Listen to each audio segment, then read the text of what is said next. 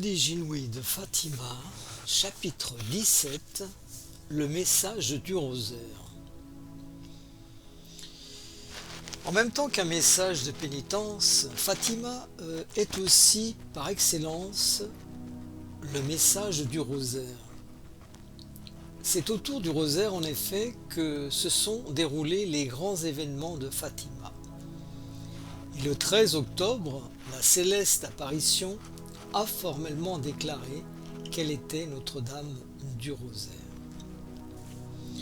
Le rosaire, centre des apparitions.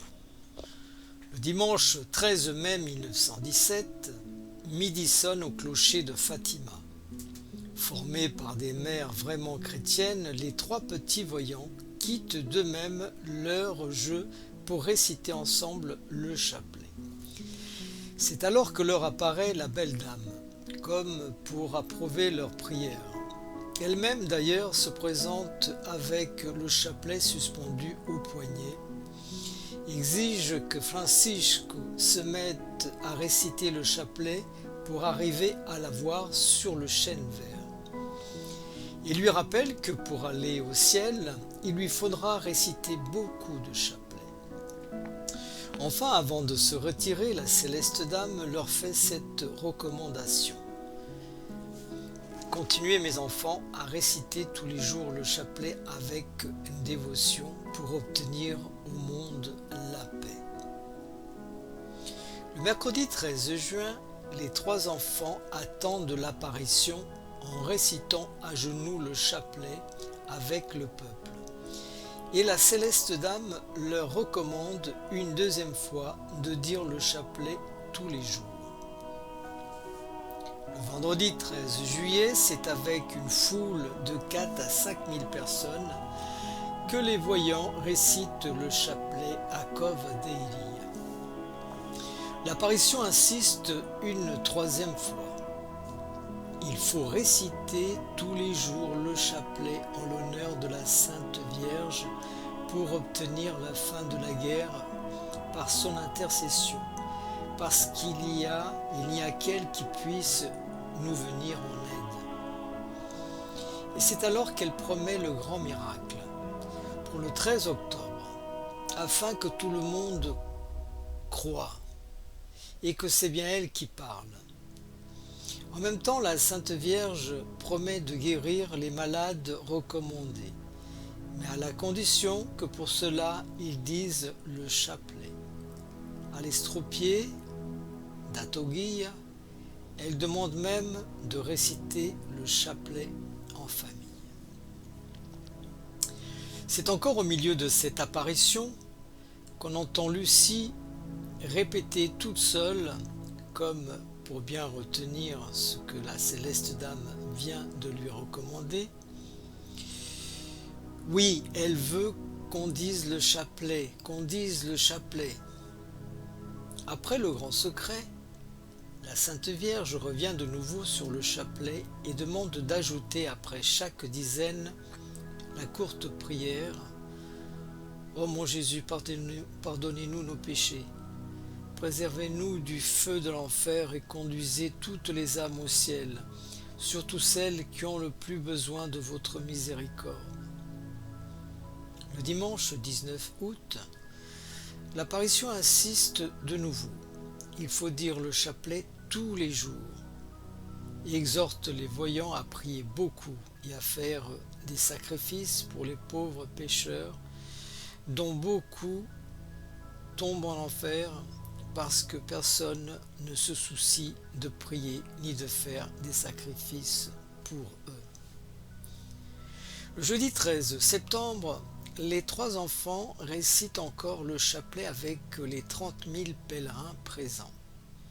Et la Sainte Vierge répète une fois de plus qu'il faut continuer à dire le chapelet en l'honneur de Notre-Dame du Rosaire, pour qu'elle fasse finir la guerre. Le 13 octobre, enfin, toutes les demandes faites précédemment au sujet du Saint-Rosaire sont de nouveau renouvelées par les paroles du message et par l'apparition multiple à côté du soleil. Dans le message de Fatima, En effet, la céleste apparition déclare au monde qu'elle est Notre-Dame du Rosaire en personne, descendue exprès sur la terre pour exhorter les hommes à changer de vie et à dire tous les jours le chapelet. Dans l'apparition multiple au moment du grand prodige solaire, c'est encore les mystères du rosaire que Notre-Dame de Fatima nous recommande sous la forme concrète de tableaux vivants. Le premier tableau de la Sainte Famille, dit Fonsègue, nous représente les mystères joyeux de l'enfance de Jésus.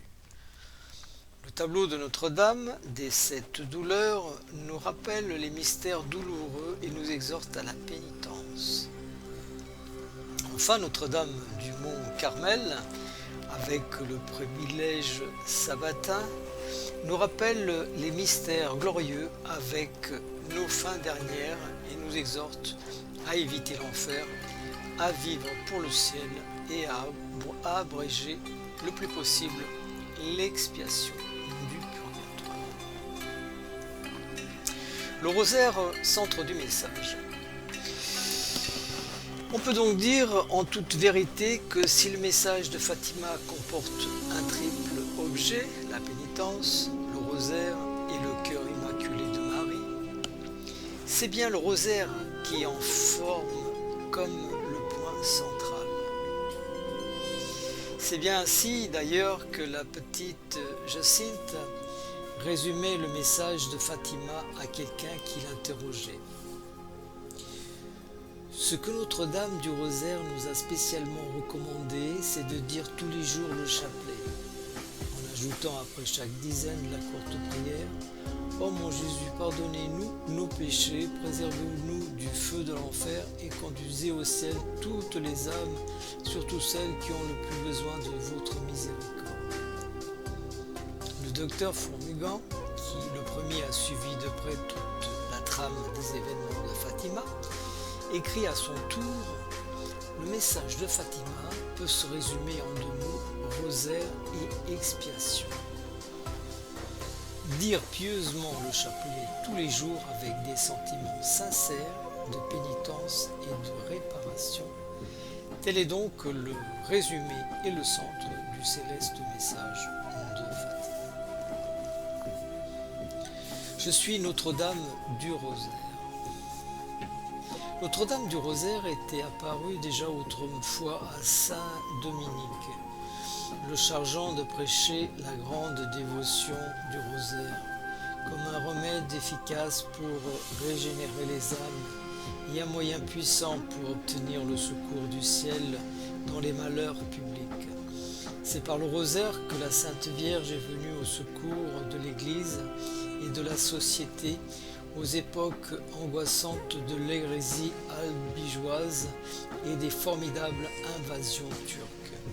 Et c'est par ce même moyen si simple du rosaire qu'aujourd'hui encore Notre-Dame de Fatima veut réformer les âmes modernes et sauver le monde des tristes calamités qui l'accablent.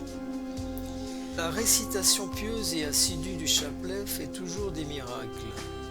Elle ne fatigue ni les lèvres qui le récitent, ni le cœur qui aime, mais elle finit par fatiguer le bon Dieu qui, importuné par la Sainte Vierge, accorde finalement les grâces qu'on lui demande. Le chapelet est un trésor de prière dans lequel savants et ignorants peuvent puiser pour offrir à Dieu et à la Sainte Vierge leur tribut d'hommage et leur part de pénitence et d'expiation. Le chapelet se récite partout et peut être uni à toutes les autres dévotions. Le laboureur le récite en allant le matin à son travail quotidien. La domestique le dit le long des rues en allant faire les commissions de son maître. L'ouvrière dans son atelier pendant que ses mains travaillent.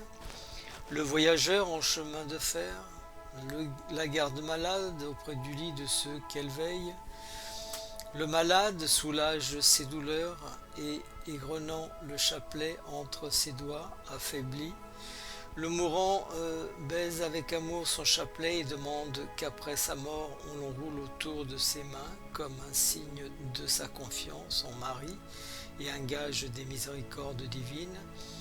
Et tous, comme par un miracle permanent, se sentent fortifiés, consolés, rassurés. Le chapelet est un gage de prédestination. La mère de famille, qui sur son lit de mort a fait promettre à ses enfants de dire tous les jours leur chapelet, peut mourir en paix. Elle est sûre de les retrouver tous un jour au ciel à côté d'elle. Rosaire, disait le père Vessière, ce n'est pas une dévotion quelconque à la Sainte Vierge, il est la dévotion même à Marie. Sachons donc, comme les voyants de Fatima et tous les saints, estimer la valeur divine du rosaire que la Sainte Vierge nous recommande tant. Les petits voyants et le rosaire. Le 13 mai, l'apparition avait promis le ciel à Francisco, à condition qu'il récite beaucoup de chapelets. En entendant cette heureuse nouvelle de la bouche de ses compagnons, le petit berger devint tout rayonnant de joie. Croisant les mains sur sa poitrine et levant les yeux au ciel, il s'écria avec amour: « Oh, ma Sainte Vierge, des chapelets, je vous en dirai autant que vous en voudrez. » Les trois voyants disaient habituellement ensemble plusieurs chapelets tous les jours. Mais Francisco en ajoutait encore d'autres, en particulier. Souvent il quittait ses compagnes de jeu et allait se promener en silence. « Que fais-tu là, Francisco ?» lui demandèrent-elles un jour. Pour toute réponse, il leur montra son chapelet. « Viens maintenant jouer un peu avec nous, après nous irons prier tous ensemble. »« Après ? Il faut que je prie maintenant et après ?» répondit ce petit bonhomme de 9 ans. « Ne vous rappelez-vous pas ce qu'a dit la Sainte Vierge, que je dois réciter beaucoup de chapelets ?» Il disait en effet jusqu'à 8 et 9 chapelets par jour, sans parler des longues heures employées à réciter les prières de l'ange. Ses petites compagnes ne montraient pas moins d'ardeur à offrir chaque jour à leur mère du ciel de nombreux et fervents chapelets. On se sent ému d'ailleurs en voyant le soin et la complaisance que la Sainte Vierge mettait à les former à ce sujet. Le 9 mai 1918, pendant la messe de l'Assomption, la petite Jacinthe avait encore reçu la visite de Notre-Dame de Fatima, qui maternellement s'était chargée de lui apprendre à bien réciter le chapelet en méditant affectueusement les mystères. Ne faut-il donc pas que le rosaire ait une importance et une efficacité divine pour que Notre-Dame de Fatima, après l'avoir recommandé avec une telle insistance et s'être appelée elle-même Notre-Dame du Rosaire, ait pris encore la peine de venir apprendre elle-même à ses petits voyants la façon de bien le réciter. Depuis Saint Dominique, d'ailleurs, tous les saints ont eu une singulière estime pour le rosaire. Donnons-en seulement quelques exemples. Saint et le rosaire. Saint Dominique, qui avait reçu la révélation du rosaire, disait dans un sermon: « Après l'office divin et la sainte messe, aucun hommage n'est aussi agréable à Jésus et à sa divine mère que la récitation fervente du rosaire. » Et il fit un miracle pour confirmer cette vérité. Saint Bernard aima à dire que l'Ave Maria met le démon en fuite et fait frémir d'épouvante l'enfer. Le pape Saint Pie V récitait le rosaire tous les jours avant la bataille décisive de Lépante. Il demanda que le rosaire fût récité dans toute la chrétienté pour obtenir la victoire, et il exigea qu'on remît à chaque soldat un chapelet, comme la meilleure des armes, la victoire des chrétiens sur les Turcs fut foudroyante. Saint Charles Borromée appelait le rosaire la plus divine des prières. Après la Sainte Messe, non seulement il le récitait tous les jours à genoux avec tous les familiers, mais il imposa à tous les séminaristes et le recommandait à tous les diocésains par cette formule impérative: le rosaire récitera le plus souvent que tu pourras. Les bienheureux Grignon de Montfort disaient: on a toujours remarqué que ceux qui portent la marque de la réprobation, comme les hérétiques, les impies et les orgueilleux, haïssent ou méprisent l'Ave Maria et le chapelet. Et il ajoutait: je ne trouve rien de plus puissant pour attirer le règne de Dieu, la sagesse éternelle au-dedans de nous, que de joindre la prière vocale à l'oraison mentale en récitant 15 mystères. Saint Jean de Chrysostome disait: Dieu gouverne le monde, mais la prière gouverne Dieu lui-même. Saint Alphonse répétait souvent, et Pie XII le rappelait encore en juillet 1941, celui qui prie se sauve, celui qui ne prie point se damne. Le saint curé d'Ars disait à son tour avec émotion: je sais quelqu'un de plus fort que Dieu, c'est l'homme qui prie. Il fait dire oui à Dieu quand il a dit non. Saint François de Sales ajoutait: la meilleure manière de prier, c'est le rosaire. Si vous le dites bien, rapprochez ce témoignage des pensées précédentes, et vous aurez une idée de la valeur du Saint-Rosaire. Le même saint aimait à dire que s'il n'était pas obligé à l'office, il ne réciterait pas d'autres prières que le rosaire. Il ajoutait: dire mon chapelet, c'est la plus douce occupation et la joie la plus pure de mon cœur. Et la sainte Jeanne de Chantal nous apprend qu'il s'était engagé à réciter le rosaire tous les jours et qu'il y consacrait 1 heure entière.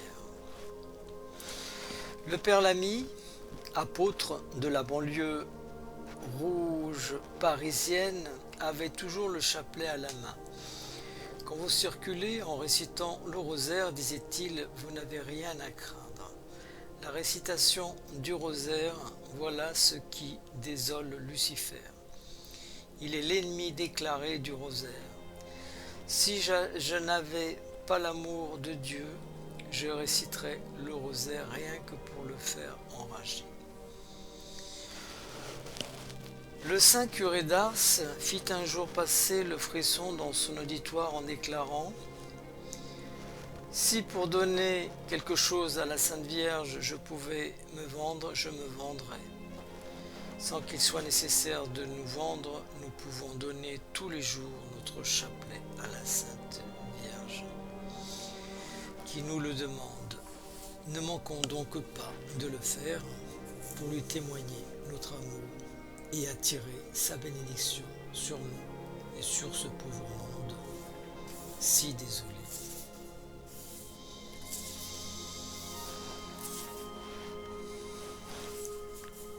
L'Église et le rosaire. On n'en finirait jamais si l'on voulait citer tous les éloges que les saints donnent au rosaire. Mais écoutons maintenant ce que dit la Sainte Église elle-même par la voix des souverains pontifes. De façon générale, d'abord, il est vraiment impressionnant de constater que depuis la Sainte Vierge a révélé le rosaire à Saint Dominique, plus de 50 papes ont élevé la voix pour répéter à toute l'Église avec les pressantes instances. Le rosaire a une origine plus divine qu'humaine. Il est la prière la plus agréable à Marie. Il condense en lui tout le culte qu'on doit à la Sainte Vierge. Il est le meilleur moyen d'obtenir sa protection.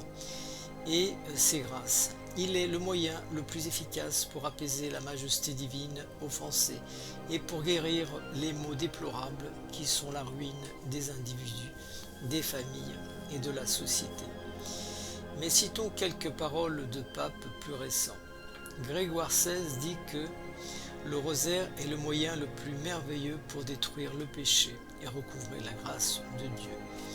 Pie IX, au milieu des grandes tristesses de son pontificat, écrivait « Nous sommes remplis de joie à la pensée que la Sainte Vierge détruira, comme autrefois les erreurs monstrueuses de notre siècle, et qu'elle saura déjouer les attaques sacrilèges des impies, à condition que les fidèles récitent souvent et partout le Saint-Rosaire. » Le même pape ajoutait en 1877 « Grande est la force d'une armée qui tient sa main, non l'épée mais le chapelet. » Mais c'est surtout Léon XIII, successeur de Pie IX, qui a dit et redit, expliqué et répété à toute l'Église l'importance souveraine du Saint-Rosaire, avec une instance si pressante et si réitérée qu'il en a été appelé le pape du Rosaire. Du haut du Vatican, où il était alors prisonnier, le grand pontife voyait monter toujours plus le torrent impétueux des erreurs et des révoltes modernes qui, après avoir égaré tant d'âmes, menaçaient finalement d'emporter dans sa ruine la société elle-même. Comme l'agonisant de Gethsémani, Léon XIII prolongea sa prière, puis soudain son âme fut comme soulevée. Est-ce par un simple instinct divin ou par une révélation expresse de la reine du Saint-Rosaire? L'histoire le dira peut-être un jour, mais son regard de Christ de la terre, jusque-là attristé, s'éleva alors dans une confiance indicible vers la femme mystérieuse de l'Apocalypse, dont les douleurs co-rédemptrices enfantèrent le monde à la vie. Sa prière monta suppliante vers la Vierge du Rosaire, la Vierge des mystères du Christ, de tous les mystères de joie, de douleur, rédemptrice et de triomphe définitif du crucifié, vainqueur des enfers. Le 1er septembre 1883, Léon XIII promulgue une encyclique ordonnant que dans toute Église catholique, le mois d'octobre de cette année-là soit consacré à la dévotion du Saint-Rosaire. Et il accorde des indulgences dans ce but. Le 24 décembre de la même année, il insiste dans un bref pour que la récitation du rosaire devienne une habitude quotidienne. Et il ordonne d'ajouter aux litanies l'invocation « Reine du très saint rosaire, priez pour nous ». En 1884, il lance une nouvelle encyclique sur le Saint-Rosaire. En 1885, une autre encyclique promulgue l'année sainte et ordonne de prêcher partout la pénitence et le rosaire. En 1886, dans une lettre au cardinal vicaire Léon XIII, insiste encore sur la dévotion du rosaire et ordonne que la récitation en ait lieu tous les jours de l'année dans les églises de Rome dédiées à la Sainte Vierge. En 1887, nouvelle lettre des évêques d'Italie sur le mois d'octobre et le Saint-Rosaire. En 1889, il envoie une autre encyclique à toute l'Église. L'heure est critique, dit-il. Prions pour le moyen du rosaire et ajoutons-y la prière à Saint Joseph. Puis les encycliques se suivent chaque année sur ce même sujet du Saint-Rosaire. En 1891, une nouvelle encyclique sur le rosaire. En 1892, une autre. En 1893, une autre encore, et ainsi de suite. En 1894, 1895, 1896. En 1897, Léon XIII revient encore sur le rosaire avec une complaisance spéciale.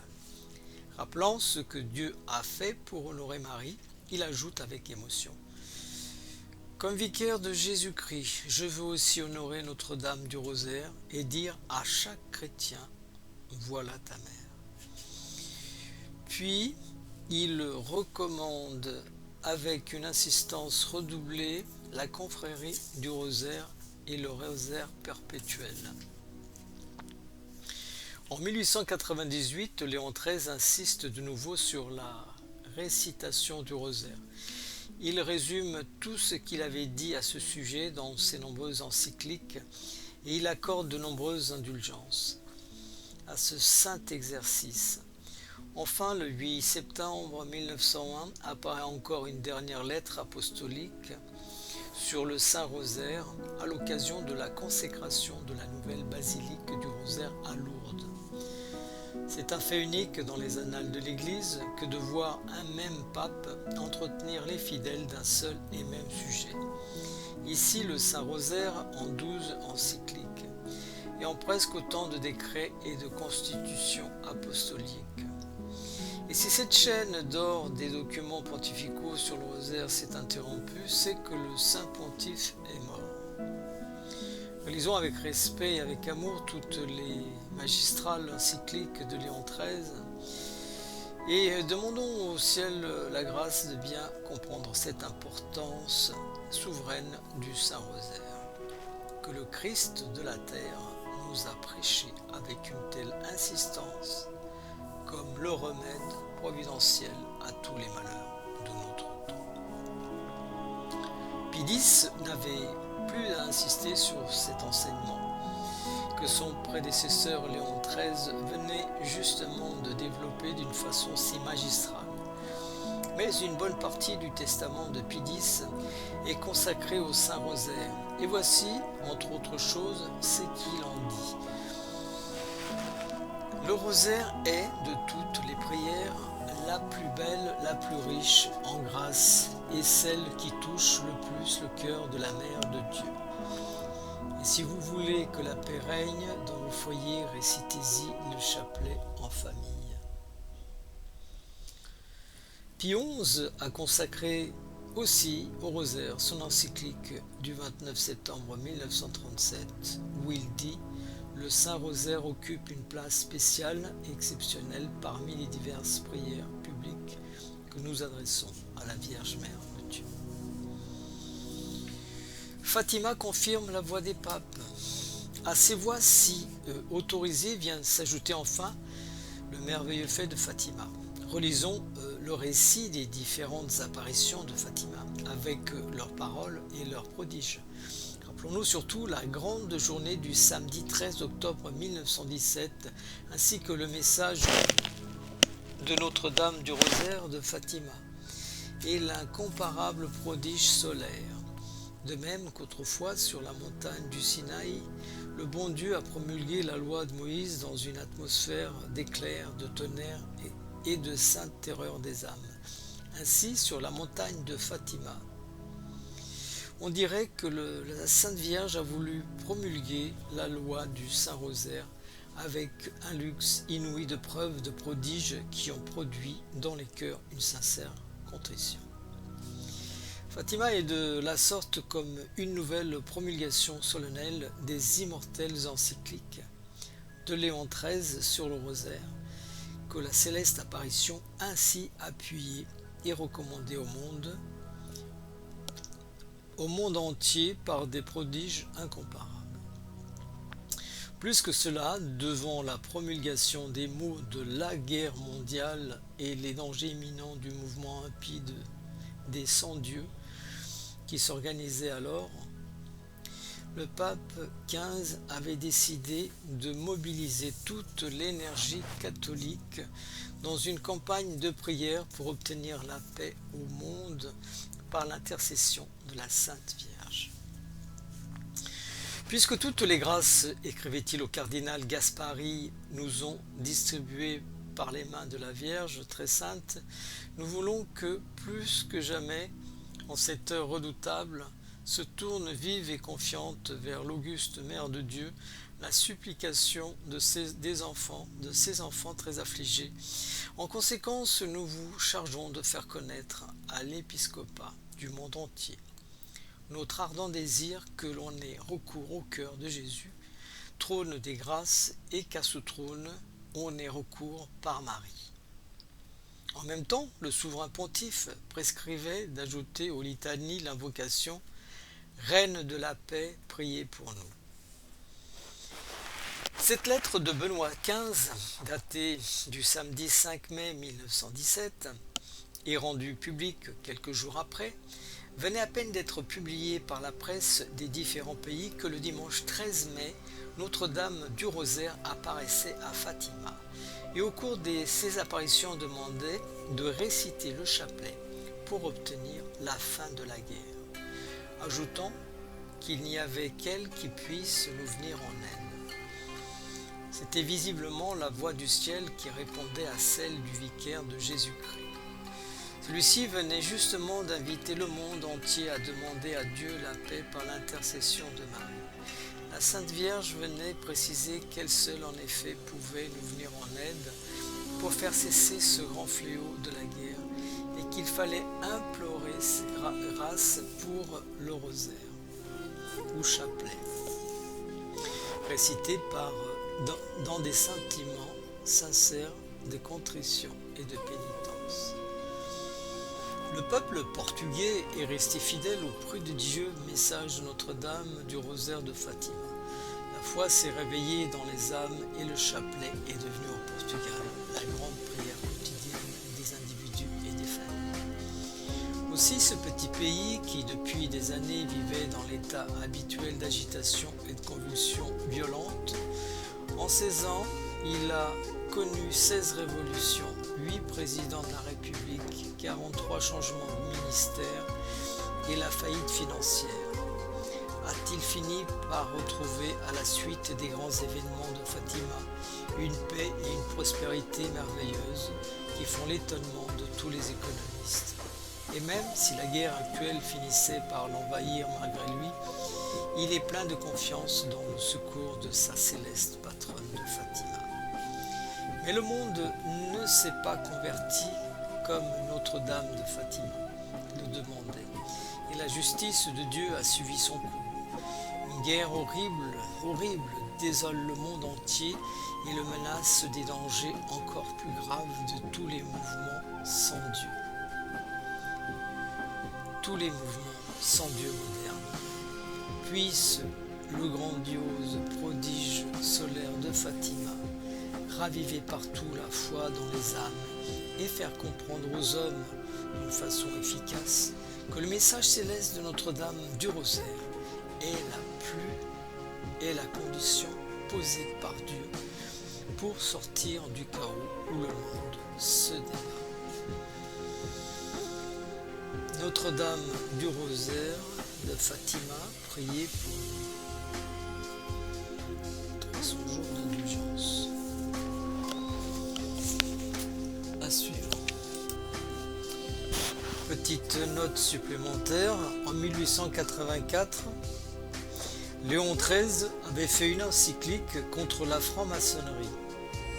À cette occasion, le Saint-Office envoya une instruction à tous les évêques du monde catholique où il était dit entre les moyens pour combattre cette secte. Les évêques doivent surtout recommander de toute leur force le rosaire de la Mère de Dieu, cette prière que le Saint-Père place au premier rang.